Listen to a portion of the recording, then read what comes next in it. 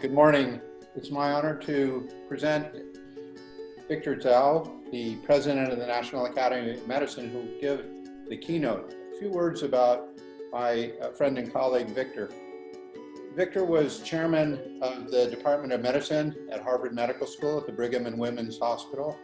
He's a cardiologist who has made breakthroughs in the study of angiotensin converting enzyme inhibitors, gene therapy for cardiac disease. Somehow he had the good sense to come west, and he was chairman of medicine at Stanford for a while, where I had the pleasure of interacting with him. And then he moved over to Duke, where he became chancellor of the medical school and health sciences. Since 2014, Victor has served as the president of the National Academy of Medicine. At the National Academy of Medicine, he helped create the Healthy Longevity Global Grand Challenge. And I have to say that this is the award season. And in my neighborhood, literally a few houses down, there was a big ruckus yesterday at 5 o'clock in the morning when two neighbors won the Nobel Prize in economics. So I mention this because as soon as our meeting has completed, on October 15th at 8 a.m. Eastern Time, the announcement of the Healthy Longevity Global Grand Challenge Awards will be made. So we should all log in and hear it. Now I'll turn the keynote speech over to Victor, please. Thank you, Larry, my good friend. Thank you for inviting me. It's great to be with all of you at Metabesity. It was interesting, last year you invited me, I wasn't able to make it. And this year I said, sure. Because now with COVID, lots of things are possible. So I'm so glad I'm with you today. What I'm gonna talk about appropriate to your meeting is healthy longevity. And of course, the whole content talk is about the grand challenge that we have at the National Academy of Medicine. That being said, I'm gonna tee up many of the rationale for a grand challenge, why and what we're doing, what we're hoping to accomplish. So you may be familiar with some of the initial slides, but nevertheless, I think it'll be, for those who know this, it'll be hopefully entertaining for you to think through about how we got there and why we're doing such a grand challenge. So may I have the first slide, please, or next slide. So we are dealing with, of course, global aging population. Do you know that today, there are more people over age 65 globally than people less than the age of 5? And that's shown in the upper slide. That curve, the green curve that you see in the upper left, is going upwards in number of people, percent population over 65. But because of reduction in fertility, there's a reduction in the children under 5 years old. Consequently, 2019 and now 2020 is when the two graphs intersect. And going forward, there'll be surely more people like me than people like my grandchildren. At the bottom slide, which you're well familiar with, is the population pyramid, which shows that in 1970, the global population is young, with fewer at the top, and in 2015, it's beginning to look like the Empire State Building. And of course, going forward, in some countries like Japan, there's already an inversion, if you will, of the pyramid. More older people than younger people. And that's, of course, should we say, a challenge and an opportunity. Because the global population impacts how families, communities, societies, industry, and economies function. Certainly, we all know that the older population have more chronic disease, 3 to 4 times higher, whether it's hypertension, diabetes, cancer, or Alzheimer's. And of course, that puts a tremendous strain on the care delivery system and its financing. Family structures are changing, relationships are changing, and certainly in some countries like China, when you have the one-child policy some time ago, people have more older people than younger people and more able people to take care of. Social infrastructure, insurance, retirement programs, of course, the workforce composition and size is shrinking if there were retirement age and there's not enough younger people coming up. Next slide. So for all that reason, next slide, please. that we ask, and many organizations ask this question, Global Age Watch and CSISA, other countries prepared globally? And it turns out most studies show that very few countries, including ours, have made really a lot of progress in looking at this issue of what we call age dependency burdens. So countries, some do well on one, do poorly on the other, and some have barely begun to act. And so our point is preparing financially, socially, scientifically for longer lifespan is a global imperative. Next slide. So in that context, I have this slide picture, next slide, that shows you the 4 dimensions that we have to think about as we get older, how to have aging but healthy longevity. I would say the following. Getting older doesn't have to be a burden. It can be an opportunity. If you look at me and some of you, you know that we're active, doing things, contributing, and in fact, it's an opportunity. And society will embrace older population. As long as we maintain healthy, we can continue to be productive and actually write the novel and do the things we all want to do. So health longevity is what I want to focus on. So there are 4 domains. First, the social, economic, personal environment is absolutely important.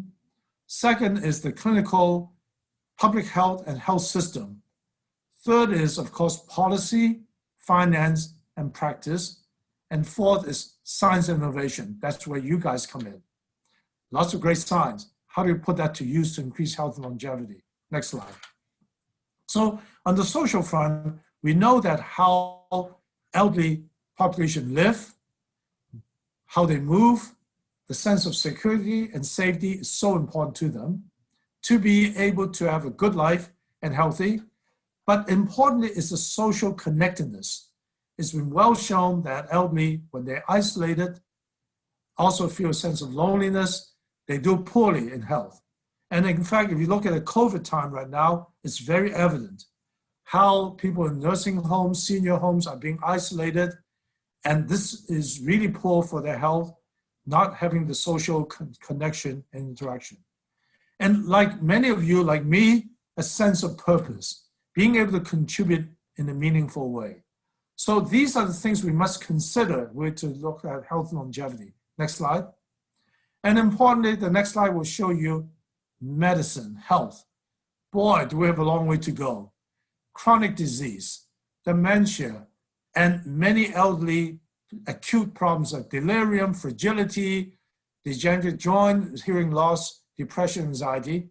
And of course, our healthcare system is so fragmented that they have to go from acute to emergency care, to post-acute care, to rehab care, preventive care, palliative care, long-term care is all separated in different ways. And many long-term care are being done by informal, unpaid family members. And of course, the workforce to take care of the elderly is shrinking. And of course, as I said, financing, insurance, and of course, importantly, is the social service that's needed for the older population, which in our country does very poorly because we spend a lot of money taking care of disease, illness, and very little in social services and connecting health services to social services, integrating them. Next slide. And of course, finally, the government has to figure out how to deal with rising health care costs, making sure elderly are taken care of, the sustainable social insurance benefit system, and of course, work and retirement, looking at avoiding ageism and increasing opportunity for people like myself and others to contribute, and would be older people are shown to be wiser, smarter, experienced, and happier. Next slide. And finally, let's talk about science itself. If you look at where we are in science and technology, there's clearly opportunities for us to bring this towards looking at Healthspan. The ability to target and reverse pathways involved with aging, but now the ability to get molecular therapeutics, genome editing, regenerative medicine, gene therapy, biotissue engineering, and importantly, all the mobile apps and technology we have, data that we collect, artificial intelligence, automation, I'll come back to that. All that can be put to use. So next slide. So it's for that reason that the NAM, after a series of very deep soul searching, decided to take one grand challenge, and this came up to be the one. We surveyed our members, asked them what are the big issues. Now, this is 3 years ago, and the members this came up to be number 2. Number 1 is health equity. So with that issue, we said, let's work on health longevity. It's a global problem, not just the US. So our idea of the grand challenge is to do it as a bold initiative that NAM or National Academies have not done something like before, that we engage people globally, that we have goals to set to go forward. So what are those? First, to address the challenge opportunities presented by the global population. I just talked about that. To specifically address the social, economic, political, and other factors so that things can be changed. But important to catalyze ideas and research, the innovation piece that make it transformative and scalable worldwide, so that all told we can create a dynamic network of support for health longevity that encompasses healthcare, social factors, economics, research, innovation, industry, policy, community, and beyond. Next slide. So we launched a global grand challenge, and it has 2 components. One is we call it a roadmap. The other one is called the global competition. The roadmap is one of the things that we do so well, which is a deep dive study with multiple work streams to look at what is needed for policymakers, for practitioners, for non-government organizations to do to improve health, productivity, quality of life of the overall population. The competition is to how to generate a movement of innovation and science in the area of health longevity so that we can have scalable, transformative innovation that can actually end up improving health as people age. Next slide. So this shows you the architecture, if you will, of our grand challenge roadmap. It's an international commission, as you can see in the middle bar, and that commission is truly international. It's co-chaired by Linda Fried from Columbia University and John Wong from Singapore. But Laura Carstensen, for example, at Stanford, Jack Rowe, and many international bodies make up this commission, which is truly international. Because we want to look at the global landscape. We want to learn from other countries, like Singapore, which is doing a lot already, and other countries, and also to provide the advice. It's overseen by International Oversight Board, which is chaired by me, co-chaired by Joan Jenkins of the CEO of ARP, and Keizo Takemi, who is a global health leadership in Japan, a member of the parliament, and the ambassador to WHO. And under this international commission, we will do 3 work streams, as you can see down in the 3 bar towards the end lower. 1, addressing social, behavioral, environment enablers. 1, addressing healthcare systems and public health. And 3rd, looking at science technology, each one doing its own work, and then reporting up to the commission. The commission will bring this together, and if you look at the bottom bar, it says cross-cutting themes. So that when you look at all these things, we can say, what are the policy practices needed to change? What are the equity issues?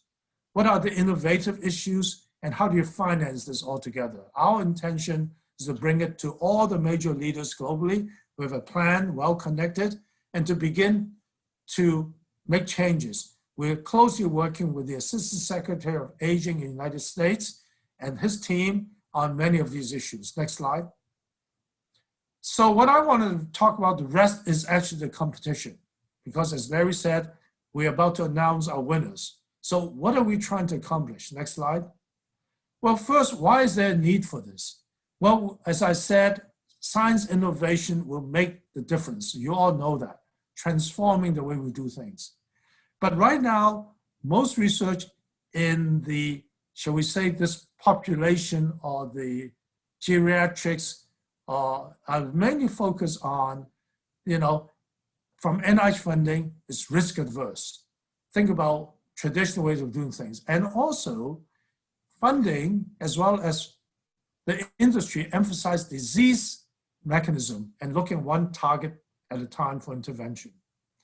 And many research is focused on the care of the elderly, which is important, targeting the Alzheimer's and model organism. But what we need, of course, is to look into healthy health span in the population. And of course, the regulatory reimbursement are regularly looking at diseases. So we want to move from disease to health span. Next slide. And the idea here would be that if we can delay or interrupt the pathways, I'm not sure what happened to the slides, but I'm sure it'll come back. We delay or interrupt the pathways that lead to aging, cellular molecular pathways. We can actually, therefore, not only increase lifespan, but actually increase health span, because therefore the tissues and health are healthier. As many studies have shown in longevity genes and others, not only are the, in this case, C. elegans living longer, they're also living much healthier. The second idea would be to use technology, thank you, to transform we age, to ease the activities of daily living, improve quality and accessibility of healthcare for the elderly. So those are the two goals. Next slide. And with that, I would say the news is quite good that there's now, including yourself, now more and more people working in aging. I used to say, if I walk down the campus at Duke and I say to any student or someone who said, if you're working in the biomedical area, what are you working on? Cancer, cardiovascular, brain. Nobody will ever say aging. But now I think with the recognition of such an important area, there's now more recognition. Now the work listed here is a partial list of what's already now worked on. There's now much better understanding of cellular senescence, the process of autophagy, obviously, metabolism and mitochondrial dysfunction, cellular regeneration, DNA damage, telomere dysfunction, longevity genes, and epigenetics. All those are beginning to work on and a lot of information emerging. So that would become, in fact, a very important opportunity for us to do work in increasing healthy longevity. Next slide. So for example, if you look at next slide, longevity genes. Now, these are all, as you can see, model organisms. And people are studying the genomics and genetics of octogenarians, centenarians.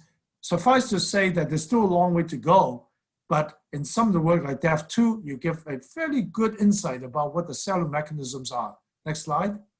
So in that context, this slide shows you a diagram that you can see very well, except to say there are pathways which are now being dissected, and that leads to aging or prevent aging. Sirtuin pathway, AMK kinase, mTOR. And this slide shows you not only this pathway, but actually we have drugs like metformin and rapamycin, and also shown caloric restriction influence some of these pathways. So in rapamycin that inhibits mTOR, that metformin that activates sirtuin and AMP kinase, there could be opportunities to look at whether this intervention can improve health in the older population. Next slide. So in that regard, let me show you some data. This is data that's published some years ago, but it still remains to be very important data in genetic heterogeneous mice that you can see on the left side, the extension of life expectancy, lifespan of these mice using rapamycin. On the right side are these measurements of liver degeneration, endometrial hyperplasia, and other measurements of, kind of age-related changes. And if you look at the slide, the first, which you don't see much of a graph, is young. The next one is you see as old, big differences. And then the next three bars on the right side shows you if you treat with rapamycin in dose-dependent fashion, some of these aging changes will be slowed down substantially in animal models. Next slide. And of course, you guys all know about the next slide, which is calorie restriction. The best is coming from rhesus monkey models where survival is improved, as you can see in the left lower corner. And on the right corner are actually human studies and caloric restriction, measuring biomarkers, which are mainly looking at biologic aging and markers, which shows you that there's hopeful suggestion that this works. And I'll come back to this. Next slide. Next. Yes. And of course, the new area of senolytics. Judy Campisi from the Buck Institute, and one of the pioneers that says dying cells release inflammatory mediators and they end up giving disease. If you look at the left-hand column, this transplant senescent cells induces osteoarthritis in mice. But the right hand is a human study using senolytics, giving senolytics in the very early study, looking at skin biopsy, the number of cells which are shown in the right-hand bar of P16 20 cells, marked senescence has gone down by giving senolytics. So suggesting, therefore, that actually you can reduce aging by reducing number of cells that die, which releases, in fact, these mediators. Next slide. So with that background, of course, I think what's interesting, of course, are clinical studies, and I was just hearing some of your conversation about, possibly these studies. But I want to highlight a few studies such as TAME, which in fact is an aging study of metformin. 14 leading research institutions, 3,000 individuals between age 65 and 79, look at trials whether taking metformin can delay the progression of disease. It's a very exciting study. It's also looking at biomarkers. It's still looking for funding. It's not fully funded to my knowledge, but this certainly would be an important study. The other one, of course, is rapamycin study, and also Caloric, which looks at caloric restriction on the younger population, using mainly looking at metabolic, but secondary endpoints, looking at whether it can reduce the onset of diseases. Metformin study, by the way, look at cancer and other diseases, whether that would delay this. So, and of course, senolytics are just entering phase 1. Next slide. So you can see that there's a lot of excitement, I believe, in this area. And of course, the whole idea of biologic versus chronologic age. Next slide. And of course, use of epigenetics, which shows you that, particularly DNA methylation at CPG sites are great predictors associated with reducing disease, and then looking at other epigenetics. I won't have time to go over it. Next slide.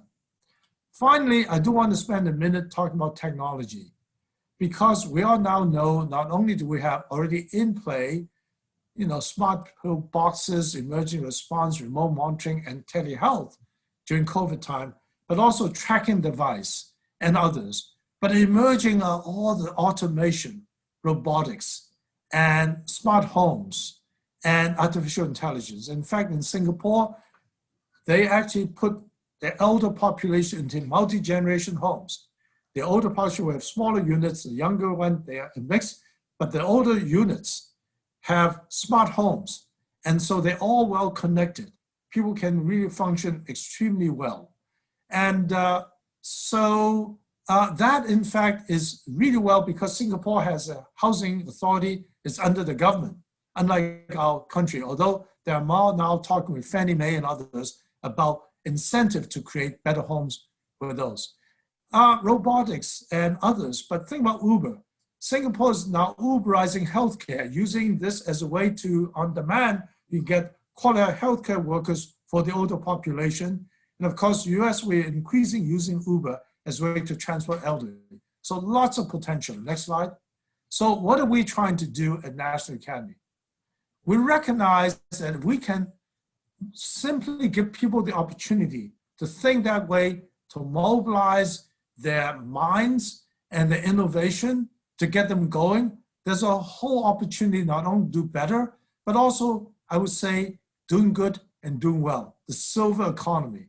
Because as you look at the buying power of people like myself and others, and more, that in fact, this will also increase the economy and actually improve the health of the population. Next slide. So this is why the competition is what I'm going to talk about now. Transformative ideas, research improve physical, mental, and social health and well-being for people as they age. So I'm going to take a minute about this. It's about physical. but it's also about mental. It's also about social health, being able to function better and well-being. And it's not only for the older people. We believe the earlier intervene, the more likely you'll be healthy later. So we use the word as they age. So it's about health span. So how do we do that? We want to look at any sciences. We're not restricted by medical sciences. We want to do disease prevention, mobility, functionality, social connectedness, longevity, and more, and any stage of life, to look at that promoting as people age. And so it's open to innovators of any field, including business and others. Next slide. Okay, the top is a grand prize. It's like the X Prize. It's an inducement prize. We have raised several $1 million, and these prizes will be $4 million or so. And we may give up, we're not quite sure how many yet. We're still raising money, but we have enough certainly to think about 1 or 2. And we want to have these as breakthroughs, just like X Prize that look at commercial, space flight, right? So this will actually open up possibilities as well as, of course, new products, etc. But to start this, we want to have a bottom of a lot of excitement called Catalyst Award. We learned that from Tachi Yamada, who used to be at the Gates Foundation, then he went to Takeda, Sanofi, GSK, and of course he's now private, he's one of our Academy members. He and Bob Horvitz, the MIT Nobel laureate who actually worked on, as you know, apoptosis, are the design committee that includes Mark Walpole, who's the head of UKRI, and many others that help us design the Catalyst Award, which is to get in as many bold ideas as possible. And in so doing, we actually looked at how to design it. We learned from the Gates Foundation Grand Challenge. Because what they do is to say, I'm going to give you seed money. All you have to do is give us 2 pages of a bold idea. Don't need preliminary data. We obviously look at whether we believe it's bold, it's possible, and then we do a very effective evaluation system of 3 layers and getting people to not to write long treatises of strengths and weaknesses, but give a gold star, a silver star, a do not fund.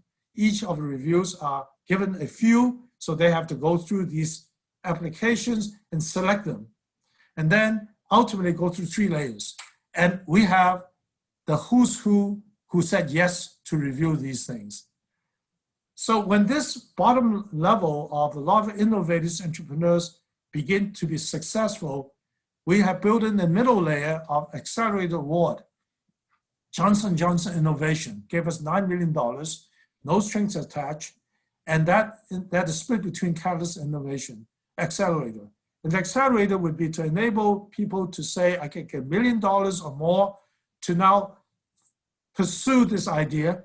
We also got support from the Japan Ministry of Economy, Trade, and Innovation, with companies putting a pool of dollars, being able to support this.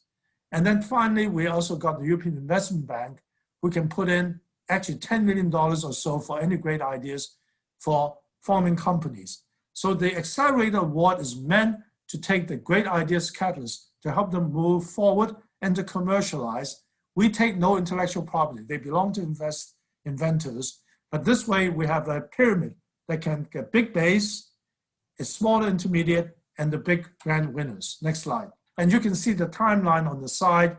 We have now just finished phase 1 of Catalyst, and then those Catalyst Award will be ready soon for Accelerator, and we're now going to have phase 2. Now, the good news is that I traveled the world, found all my friends, and it was very easy to get them connected. 8 funding agencies joined us. You can see on the right side, Academia Sinica, Taiwan Academy of Science, Japan, NIH called AMED, Agency for Research, Medical Research and Development, Chinese Academy of Medical Sciences, the European Innovation and Technology of Health of the EU, Singapore Ministry of Health and National Research Foundation, United Kingdom Research Innovation, US National Academy of National Health Institute of Aging, US National Academy of Medicine, and we are working on others who will be joining us. This covers 50 more countries and territories. and $30 million been mobilized at the catalyst level. And these agencies are putting the money into their own country, selecting the winners along with US and elsewhere. So we have a whole collection of international winners. We have the same standards, same approach. We have a portfolio review, and we're going to announce on Wednesday, tomorrow, I guess, day after tomorrow, pardon me, all the winners. Next slide. So I can tell you already, we have 1,500 applications worldwide. This is bigger than Gates ever seen when they do a grand challenge, do about 500 or so. That's what Tachi tells me. We will announce all the winners. I can tell you that we've seen our US side, and there will be about 154 winners altogether. The US winner, I would say, it spans biomedical sciences, digital sciences, engineering, social sciences, and others. And also, we have about 30% women, the rest men. We're very careful looking at seniority, etc. But mainly the issue is to select innovation. And please join us, as Larry said, on October 15 morning. And I'm not sure whether I have a link or not, but if you look at our website, you see it. And every single country or agency will announce their winners. It's very exciting. Then we're going to bring all the innovators together in Washington. Hopefully it'll be open by then for Innovation Summit to invite biotech industry, innovators, everybody to showcase the work and try to move things forward. Next slide. So this is it. Yeah, you see the link down there, www.healthylongevitychallenge.org at 8 a.m. And it'll be very exciting. And we are just about now ready for the next round. We do this for 3 years. Then we'll review again. Then we'll do the same for the accelerator. And then up to grand challenge. Last slide. I just want to show you that I'm bringing together these pieces that we all care about. Healthy longevity. It's about healthspan, not lifespan, because we're already achieving lifespan. Now, recognizing in US, there's a dichotomy separation between, as you know, people who are like us, living longer, and then people who are socioeconomically challenged. And because of diabetes, opioid, we begin to see a split and flattening, if not drop, in a life expectancy. That's why we want social science and others to be involved. And that's why this slide says it takes a village to make healthy longevity. So Larry, thank you for inviting me. It's a great pleasure to talk to all of you. Thank you. Thank you, Victor. I hope your schedule has a few minutes more to answer some questions. We've billed this part of the program for about 15 minutes as a public square. And for the people out in the internet world, please send your questions on question and answer. Many of the questions reflect how the human brain craves awards. And it's a good motivational catalyst. And many questions were answered in the last few slides. People, I'm just generalizing from the questions that I see, people's brains were saying, oh, I missed it. Are you going to have another round of these early awards? And I think you answered, the answer is yes. So the second, we will probably announce the award in November, but announce the second round, but the application doesn't start till January. And we will have a window in January, about 2 months, when the application comes in.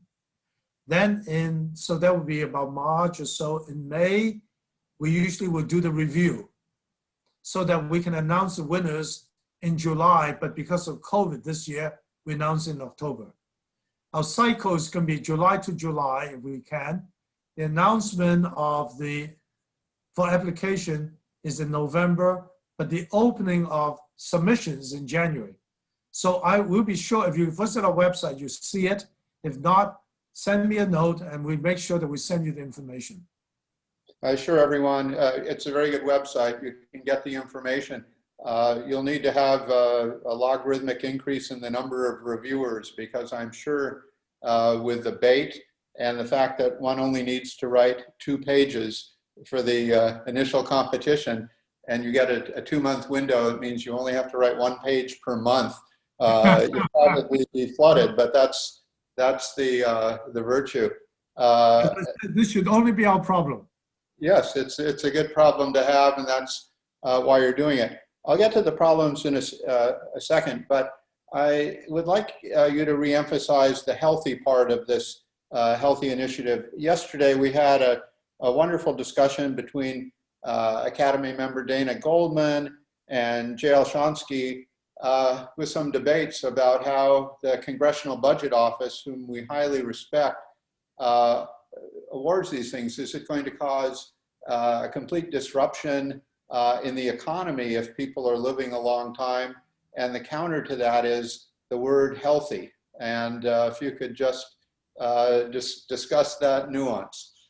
Well, this is what the whole initiative is all about, is healthy, right? And I think increasingly, at first let me recognize there is in fact a disparity or inequity in our country. And that needs to be addressed really seriously. And a lot of this work should address the social determinants and others. We have at the Academy a collaborative on opioid, trying to address the crisis. We obviously work in chronic disease like you do. So those issues are very important. But that being said, I think that if you look at, the majority of the population, the life expectancy is getting flattened out, maybe low decrease, but people like ourselves, we certainly can expect to live longer. So I would want to emphasize that living longer, if you're not healthy, can be a real challenge. But if you're healthy, I don't think that, as I look at the presidential candidates, shall we say, and without getting into their heads, just saying how well they function at age 77 and 74, I think there's evidence that health can be accomplished along with longer life. And it's important that because of that, you'll be able to be less burdened, less consumer of health care, but actually more productive. I think that's all good. Thank you. And it's a recurrent issue. We have, and I want to remind the listeners to send your questions not through chat, but through question and answer. So we have a lot of thought leaders listening, and let me just highlight some of their questions. How will the program interact with deans of various U.S. medical schools? Great talk. You highlighted that on your visit to Duke.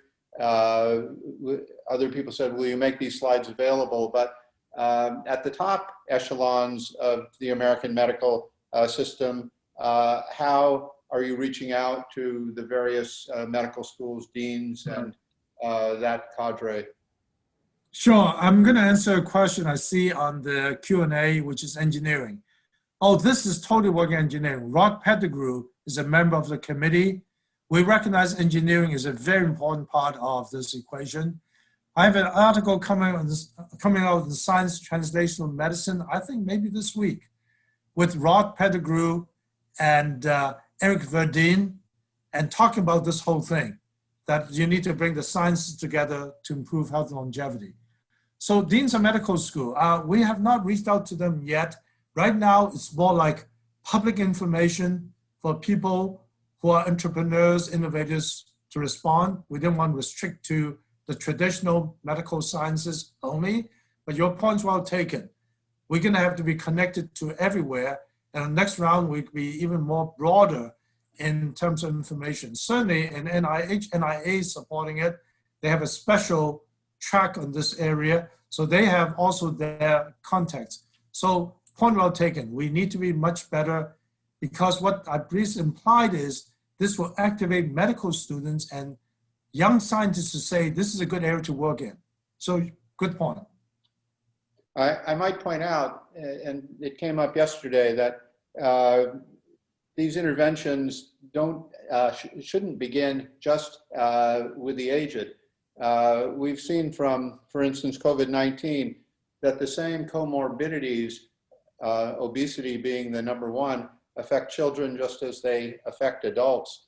And the message through COVID, but looking at the childhood obesity epidemic, is we better think about aging even in the pediatric departments.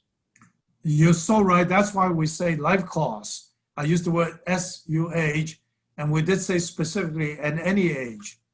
No question about that. Question came up. Will the sick care industry lose money if your program is successful? That's a Well, tough one. if they're smart, they can move their technology and their great machinery towards well-care, well-being, right? I mean, after all, if you look at those pathways, you know, they are still subject to molecular intervention, right? But not disease per se.